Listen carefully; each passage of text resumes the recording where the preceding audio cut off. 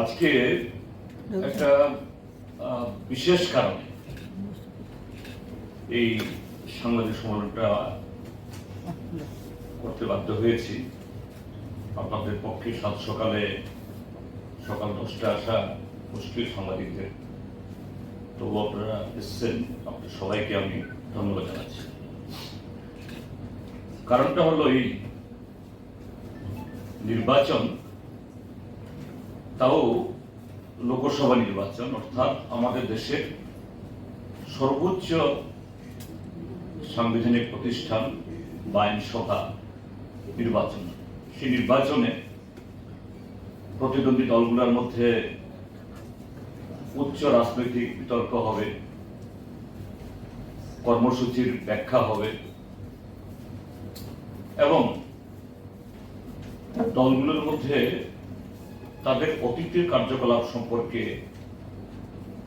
সেখানে প্রতিদ্বন্দ্বী দল তাদের সফলতা ব্যর্থতা এগুলি তুলে ধরবে এবং অবশ্যই এটা হওয়া দরকার সত্য এবং বাস্তবতার উপরে ভিত্তি করে। কোনো অসত্য, মন গড়া এবং যে ব্যক্তি বা যে দল তারা এই জাতীয় সাংবাদিক সম্মেলন বা বক্তব্য রাখেন, সেই ক্ষেত্রেতে সেরকমই যাদের এই রাজনৈতিক, অর্থনৈতিক বা বিভিন্ন ক্ষেত্রেতে সে অভিজ্ঞতা আছে এবং একজন ব্যক্তি হিসাবে বা দল হিসাবে সেরকম স্বাধীনতা, সেরকম যে মার্জিত, তার সাথে গরিমা, এগুলি রাজনীতিতে থাকতে হয়। এই জন্যই এটাকে রাজনীতি বলা হয়। কিন্তু দুর্ভাগ্যের সাথে দেখা যাচ্ছে আমাদের দেশে এবং রাজ্যে বর্তমান শাসক দল ভারতীয় জনতা পার্টি, তাদের অভিধানে এই গরিমা, সততা, শালীনতা এগুলি বোধহয় তারা সব বিসর্জন দিতে চাইছেন। নির্বাচন মানে হলো যে কোনোভাবেই ভোট হরণ করা, যে কোনোভাবেই জনগণকে বিভ্রান্ত করে ভোট নেওয়ার কৌশল তৈরি করে ভোটে যাতা, এটাই তাদের রাজনৈতিক সংস্কৃতি। যেমন আমাদের মাননীয় প্রধানমন্ত্রী বলছেন প্রতি 2 দিনে দেশে একটা এইমস তৈরি হচ্ছে, 3 দিনে IIM তৈরি হচ্ছে, 4 দিনে IIT তৈরি হচ্ছে। এভাবেই তিনি খুব কদাচিৎ আমাদের শুনতে করেনি না, কোনো যে পছন্দের সংবাদদাতার কাছে বা এরকম সেলিব্রিটির সামনে তিনি রাখেন, যেগুলো যে পত্রপত্রিকায়, সোশ্যাল মিডিয়াতে এসেছে। সেই দলেরই একজন কর্তা বা এই রাজ্যের শীর্ষ নেতাকে একটা রিট পিটিশন করেছিলেন, এই এফিডেভিট জমা দিয়েছিলাম। এই এফিডেভিট বলে সেখানে এফিডেভিটের এই রিটটা হয়েছে হলো আদালতের তরফ থেকে এই রিটের নাম্বারটা হলো WP(C) PIL 21/2019 in the high court of Tripura Agartala. অর্থাৎ হাইকোর্টের একটা এরকমই একটা PIL হয়েছিল। এই PIL ইয়েতে আমি CPIM দলের তরফ থেকে একটা তথ্য জমা দিয়েছিলাম এফিডেভিট করে, যে সারা ত্রিপুরাকে ধর্মনগর থেকে সাবরুম অব্দি অসংখ্য বিজেপির অফিস এবং তার শাখা সংগঠনগুলো, PMS, তারপরে বিবেকানন্দ বিচার মঞ্চ ইত্যাদি ইত্যাদি, যদি CPIM এবং অন্যান্য দল যারা 40-50 বছর আগে কংগ্রেস দলও আছে, যেহেতু ত্রিপুরা রাজ্যের মধ্যে 60% জমি ফরেস্ট এরিয়াতে, তো সেরকম ভাবে ত্রিপুরা রাজ্যে শুধু পার্টি অফিস না, বাজার, হাসপাতাল, অফিস, স্কুল ইত্যাদি বিভিন্ন প্রতিষ্ঠান গড়ে উঠেছে। সেগুলো যদি বেআইনি হয়, সরকার বিরোধী দলের অফিস দেখে দেখে ভেঙে দিয়েছে, তাহলে বর্তমান শাসক দল তাদের অফিস থাকতে পারে কি করে? আমার সে এফিডেভিটের পর মাননীয় আদালত সরকার পক্ষকে নির্দেশ দিয়েছে যে সরকার পক্ষ এরকম এই মুহূর্তে কটা অফিস এরকম খাস জায়গা দাঁড়িয়ে আছে। নাম বলতে অনেক সময় লাগবে, আপনারা ওখানে যাবেন, দেখুন এত বড় একটা তালিকা এসছে। বিভিন্ন ডিএমরা আদালতে জমা দিয়েছে, আদালত থেকে কপি এনেছেন। সংখ্যা অসংখ্য, এটা নাই পর্যন্ত এই 4 থেকে 500 সংখ্যা হবে, এবং সবগুলি হলো বিজেপির অফিস। কে দিয়েছেন জমা? ডিএমরা। 8 জন ডিএম এর কাছ থেকে আদালতের কাছে দাখিল করেছে, এগুলি সব বিজেপি অফিস। তো এই হলো বিপ্লব কুমার দেব। তার চোখে আজ থেকে 40-50-60 বছর আগে খাস জমিতে বাজার গড়ে উঠেছে, হাসপাতাল গড়ে উঠেছে, স্কুল গড়ে উঠেছে, মন্দির গড়ে উঠেছে, পার্টি অফিসও গড়ে উঠেছে, সব দলের পার্টি। এই না যে শুধু সিপিআইএম, কিন্তু শুধু সিপিআইএম এবং বিজেপি বিরোধী দলের পার্টি অফিস ভেঙে গেল, বুলডোজার দিয়ে ভেঙে দেওয়া হলো। আর তার আমলেই এই বিপ্লব কুমার দেব ত্রিপুরা রাজ্যের রাজনীতিতে এরকম একজন কি বলে চেতনার দিক থেকে একটা এই আজকে একটা বিশেষ কারণে এই সাংবাদিক সম্মেলনটা করতে বাধ্য হয়েছি। আপনাদের পক্ষে সকাল 10টায় আসা মুশকিল সাংবাদিকদের, তবু আপনারা এসছেন, আপনাদের সবাইকে আমি ধন্যবাদ জানাচ্ছি। কারণটা হলো এই নির্বাচন, তাও লোকসভা নির্বাচন, অর্থাৎ আমাদের দেশের সর্বোচ্চ সাংবিধানিক প্রতিষ্ঠান বা আইনসভা নির্বাচন। সেই নির্বাচনে প্রতিদ্বন্দ্বী দলগুলোর মধ্যে উচ্চ রাজনৈতিক বিতর্ক হবে, কর্মসূচির ব্যাখ্যা হবে, এবং দলগুলোর মধ্যে তাদের অতীতের কার্যকলাপ সম্পর্কে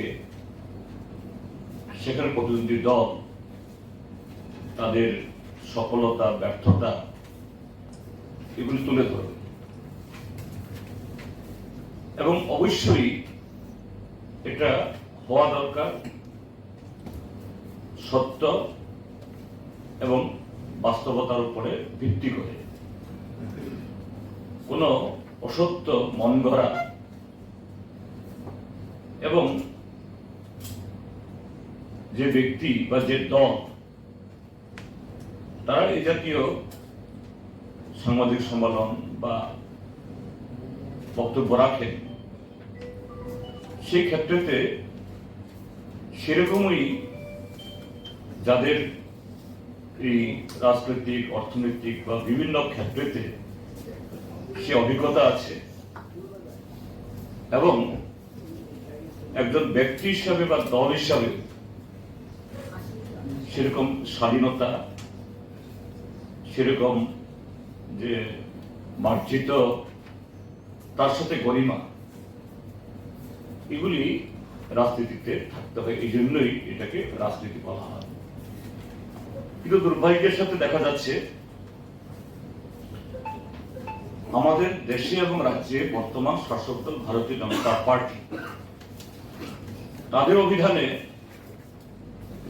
এই গরিমা, সততা, শালীনতা এগুলি বোধহয় তারা সব বিসর্জন দিতে চাইছেন।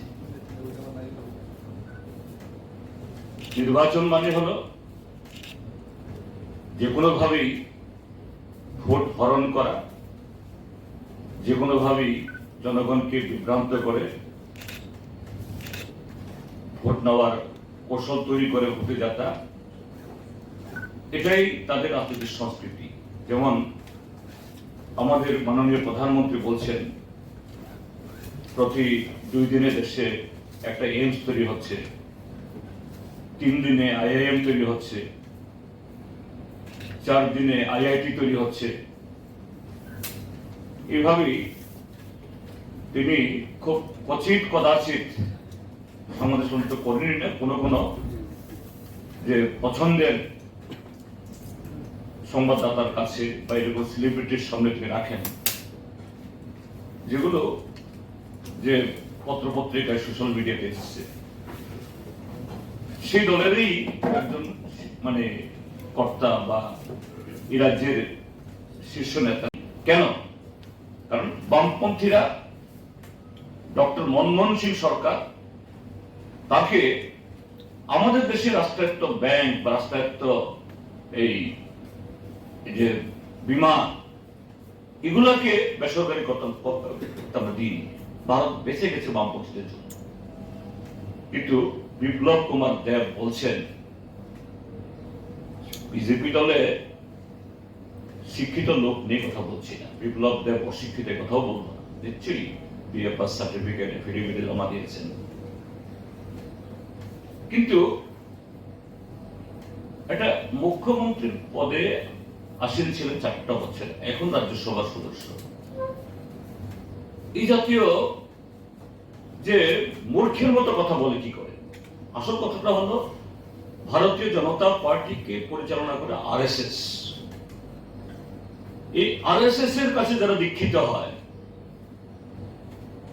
এদের কাছে শুধু হিংসা ছাড়া সংকীর্ণ দেশের অর্থনীতি হোক বা শিক্ষা হোক, ওই অন্ধভক্ত তৈরি করা ছাড়া RSS এর কারখানায় আর কিছু তৈরি হয় না।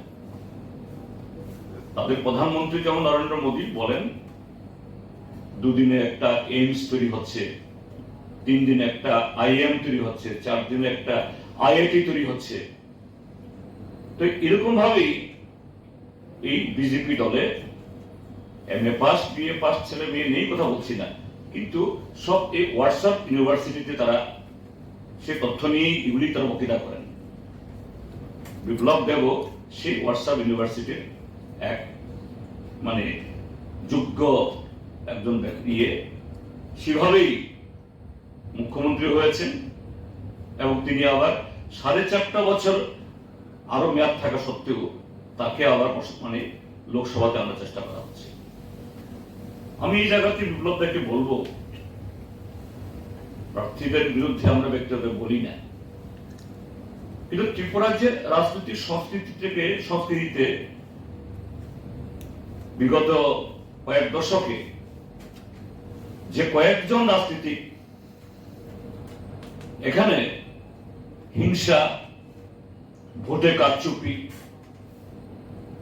এবং বিভাজনের রাজনীতি এনেছেন, এর আগে সন্তোষ মোহন দেবের এই তার কৃতিত্ব ছিল, যার নাম পড়েছিল সন্ত্রাস মোহন দেব নামে। আর তার প্রায় আরো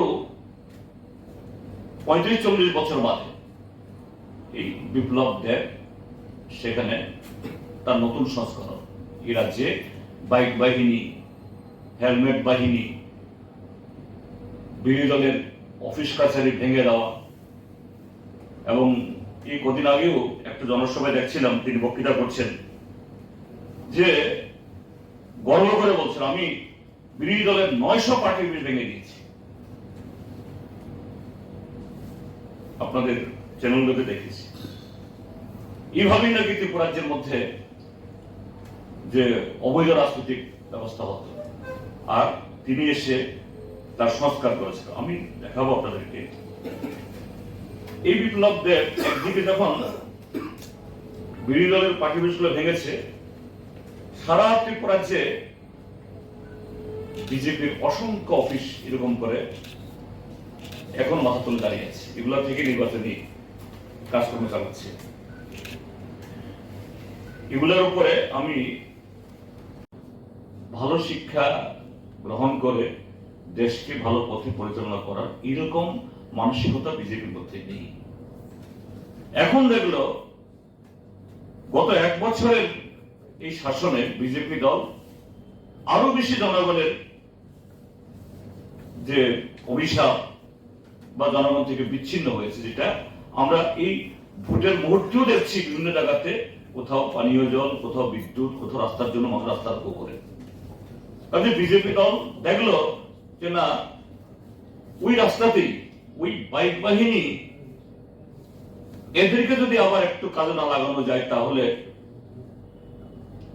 প্রদ্যোৎ মানিক্য কৃষ্ণ তাদের হাত ধরলেও 2টি লোকসভা কেন্দ্রে তাদের যে অনিশ্চয়তা এথিক বেরোতে পারছে না।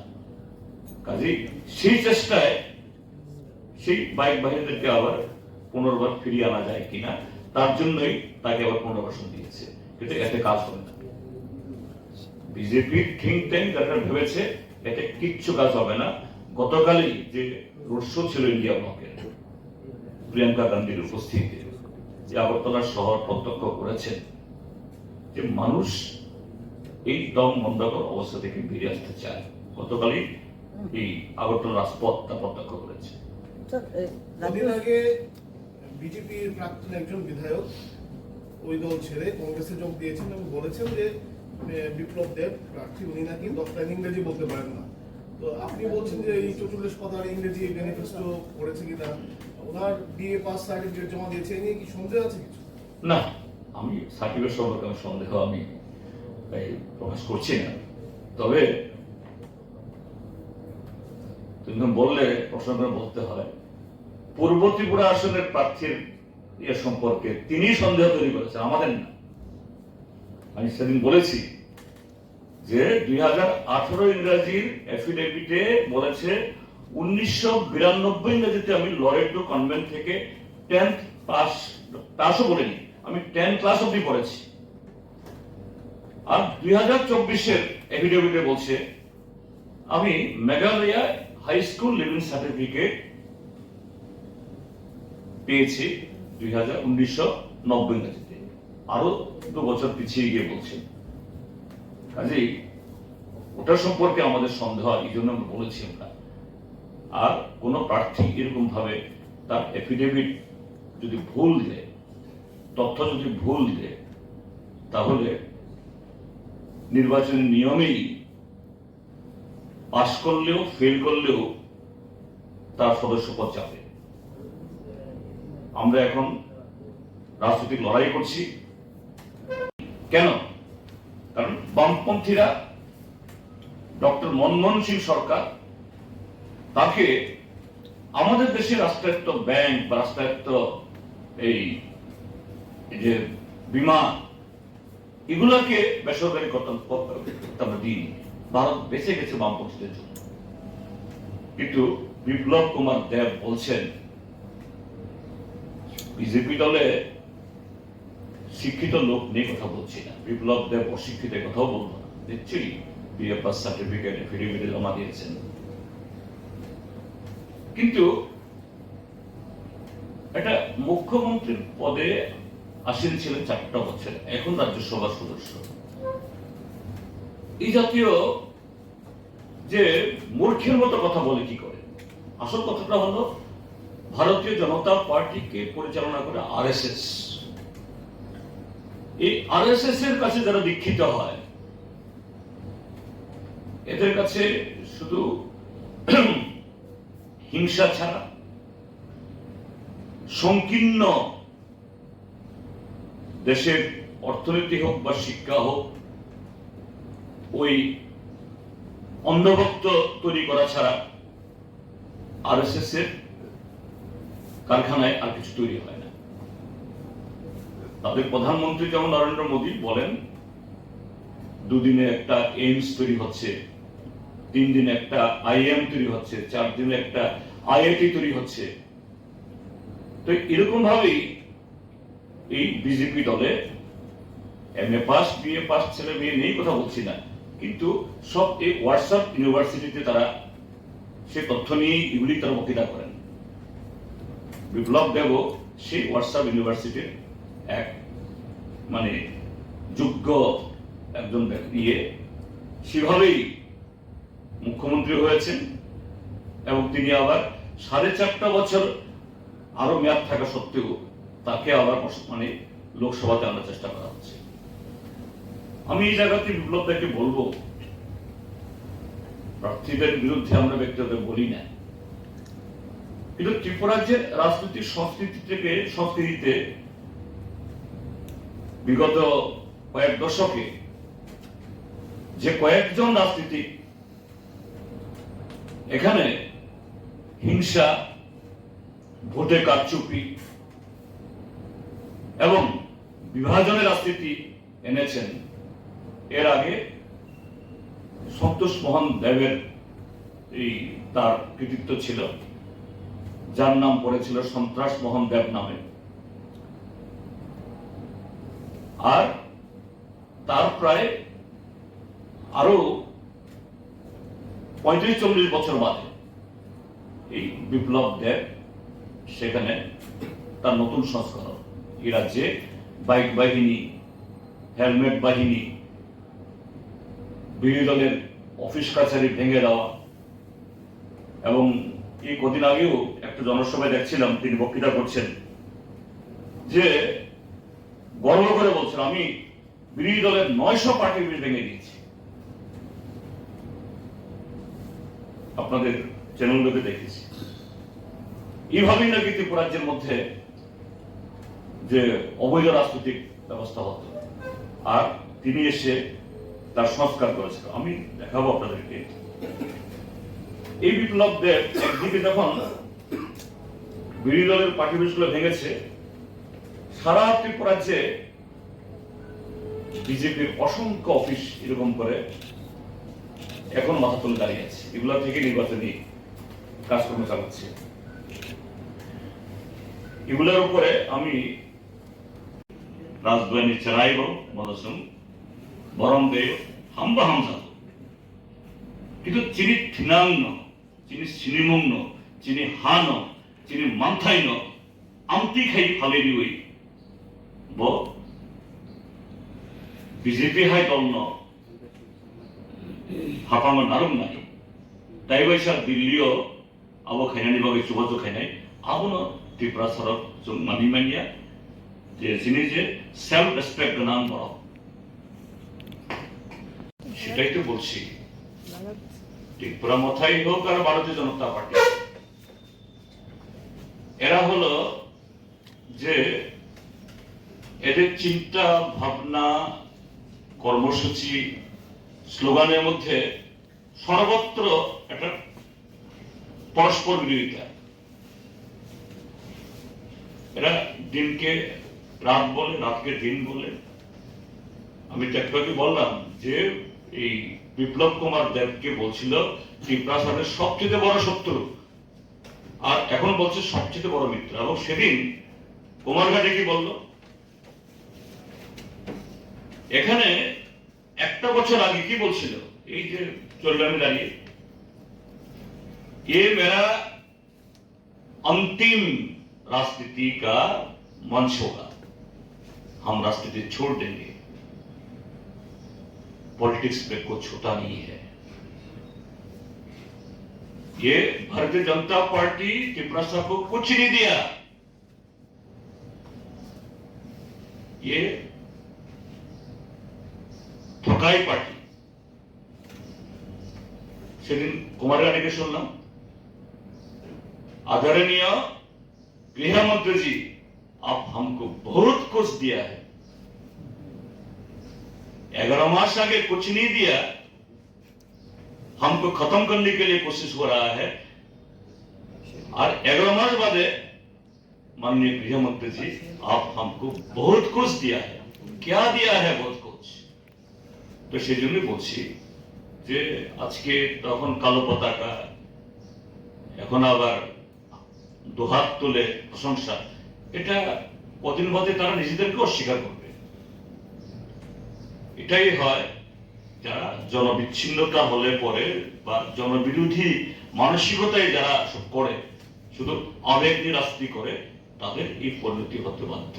এটাই হয়েছিল টিউজেস এর, আইএনপিটির, আইপিএফটির। এবং শুধু তা নয় যে ওভারগ্রাউন্ড পলিটিক্স না, আন্ডারগ্রাউন্ড পলিটিক্স করেও টিএনবি, এনএলএফটি, টাইগার ফোর্স করে আমাদের বহু ভালো ভালো ছেলেদের মগজ ধুলাই করে এটা জীবন নষ্ট করেছিল। এরাও উপলব্ধি করছে আজকে, এবং এগুলি একটা সময় সাংঘাতিক খতরনাক ছিল। আজকে এগুলি তার দাঁত নখ নেই, একটা শক্তি। এভাবেই ত্রিপুরা রাজ্যের মানুষের সামনে এদের সম্পর্কে বা এদেরকে আমরা দেখছি, এবং তাদের পরিণতিও তাই হবে। Subscribe to Tripura Info and press the bell icon so that you never miss any latest updates and news on Tripura.